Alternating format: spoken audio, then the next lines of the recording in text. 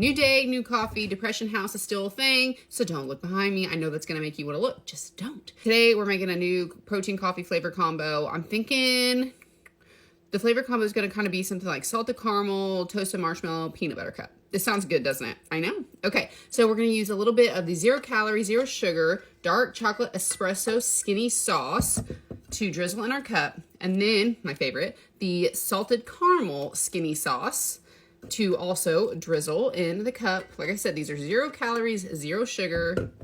Don't get your you-know-what in a wad.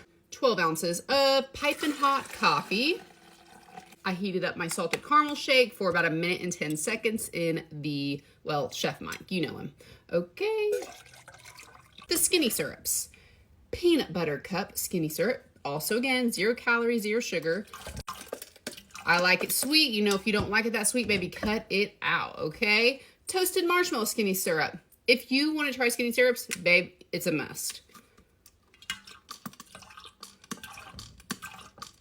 5 pumps of that, too. A little mixy mix. Mixy mix, babes. Get it right. Now let's make our salted caramel, toasted marshmallow, peanut butter cup protein foam. That's hard to say. Okay, a little bit of the peanut butter skinny syrup into the shake. I usually keep out about like 1 ounce of the protein shake in a little cup or whatever. Again, my milk frother still is not clean. Surprising. And then a little toasted marshmallow skinny syrup into that shake. Mixy mix, babes. Protein foam in Gorgina. We have to jazz her up. So we're gonna go back in with a little bit of the dark chocolate espresso skinny sauce, pour over the top, and then the salted caramel skinny sauce drizzle all over the top.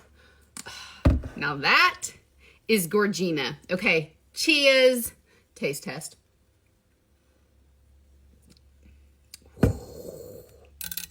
Maybe that's a top contender. Go make it and have a good day.